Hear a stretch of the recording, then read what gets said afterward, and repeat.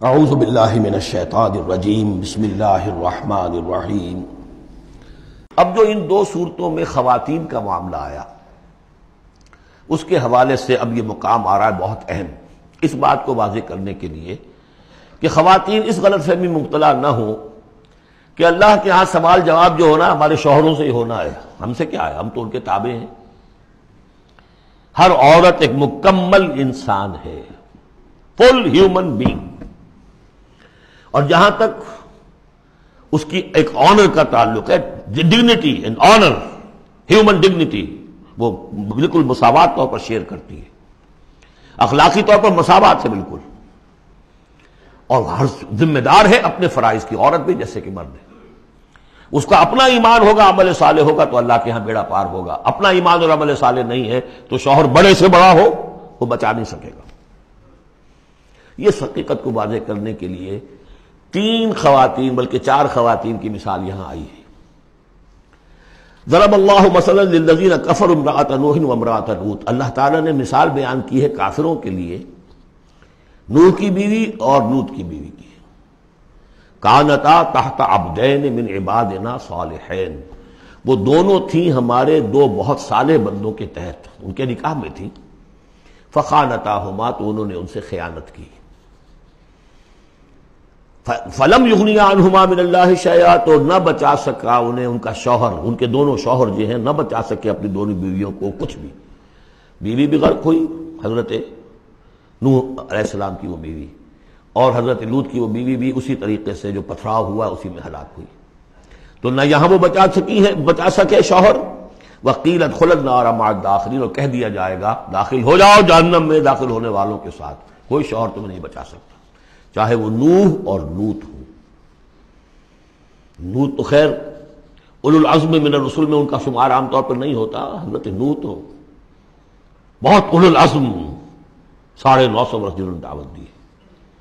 اسی لیے حضور اپنے گھر کی خواتین کو جمع کر کے پھر کہا فرمایا کرتے تھے، یا فاطمہ بنت محمد انقذی نفسک من النار فانی لا املک لک من اللہ شیئا، یا صفیہ عمۃ رسول اللہ انقذی نفسک من النار فانی لا املک لک من اللہ شیئا، اے فاطمہ محمد کی نور چشم، لخت جگر، اپنے آپ کو آگ سے نکالو، بچاؤ، مجھے کوئی اختیار حاصل نہیں ہوگا تمہارے بارے میں اللہ کے ہاں۔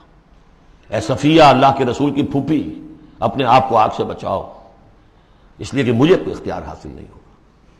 ضرب اللہ مثلا للذین کفروا امرأۃ نوح وامرأۃ لوط کانتا تحت عبدین من عبادنا صالحین فخانتاہما فلم یغنیا عنہما من اللہ شیئا وقیل ادخلوا النار مع الداخلین۔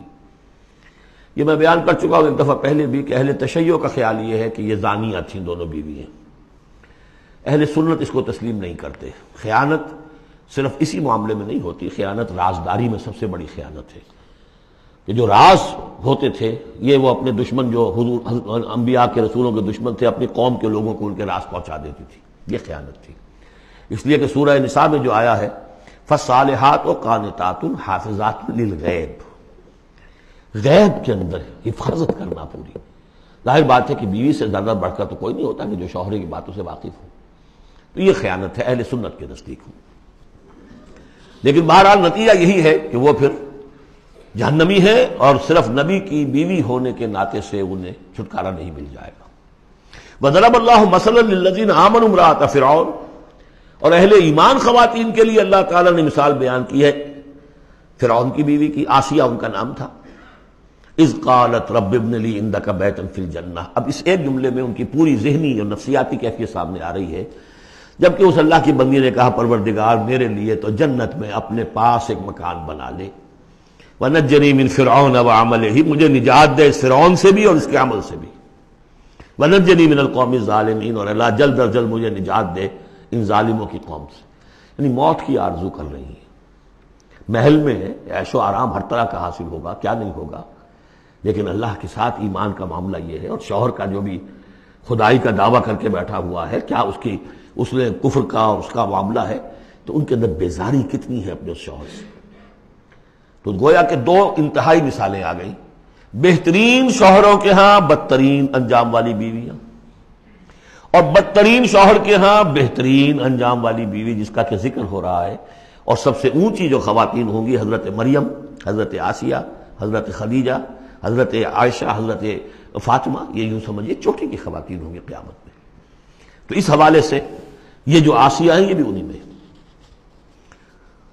ومریم ابنۃ عمران التی احسنت فرجہا، تیسری مثال دی ہے عورت خود بھی نیک ہو اور اسے نیک تربیت مل جائے، نیک ماحول مل جائے. وکفلھا زکریا، حضرت زکریا جو ہیں انہوں نے ان کی کفالت کی، ان کی پرورش کی، ان کو اپنے پاس رکھا، تربیت کی. ایک نبی کے آغوش تربیت میں پلی ہیں، لہذا وہ نور علی نور ہے. ومریم ابنۃ عمران التی احسنت فرجہا فنفخنا فیہ من روحنا، تو ہم نے پھونک ماری اس میں اپنے روح کی. وصدقت بکلمات ربہا، اور اس نے تصدیق کی اپنے رب کی تمام باتوں کی جو بھی وحی کے ذریعے سے فرشتے بتاتے رہے کہ اے مریم تجھے اللہ نے چن لیا ہے، اور اے مریم تمہارے لیے اللہ کا فیصلہ یہ ہے کہ تیرے ہاں بیٹا ہوگا. یہ ساری باتیں انہوں نے مانی تسلیم کی. صدقت بکلمات ربہا وکتبہ، اور جو اس کی کتابیں تھیں، ظاہر بات ہے کہ تورات ان کے پاس موجود تھی، زبور ان کے پاس موجود تھی، انبیاء کے اور صحیفے ان کے پاس موجود تھے. یہ تو صرف 1900 سال پر پہلے کی بات ہے جو ہم کر رہے ہیں اس وقت. All the prophets of the old testament, ان کے تمام صحیفے، پوری اولڈ ٹیسٹمنٹ موجود تھی. وکتبہ، اور اس کی تمام کتابوں کی انہوں نے تصدیق کی. وکانت من القانتین، اور وہ تو بہت ہی فرما بردار بندیوں میں سے تھیں. تو تین چیزیں تو آ گئی، چوتھی کسر رہ گئی کہ نہیں رہ گئی؟ آپ نے کچھ سوچا یا نہیں؟ بہترین شوہر کے ہاں بدترین بیوی، بدترین شوہر کے ہاں بہترین اور خاتون. ایک خاتون نور علی نور، خود بھی نیک، ماحول بھی نیک. چوتھی کون سی بات رہ گئی؟ خود بھی بدتینت اور شوہر اس سے بڑھ کر، بلکہ یہ کہنا مشکل ہو جائے کہ شوہر زیادہ بدتینت ہے یا وہ خود زیادہ بدتینت ہے. اس کی مثال معلوم ہے کہاں ہے؟ تبت یدا ابی لہب وتب ما اغنی عنہ مالہ وما کسب سیصلی نارا ذات لہب وامرأتہ حمالۃ الحطب فی جیدہا حبل من مسد. یہ پھر جب وہاں پہنچیں گے پڑھیں گے. شوہر بھی بدتینت، بیوی بھی بدتینت. ظلمات بعضها فوق بعض. اللہ کے فضل و کرم سے سورہ تحریم ختم ہوئی. صدق اللہ العظیم.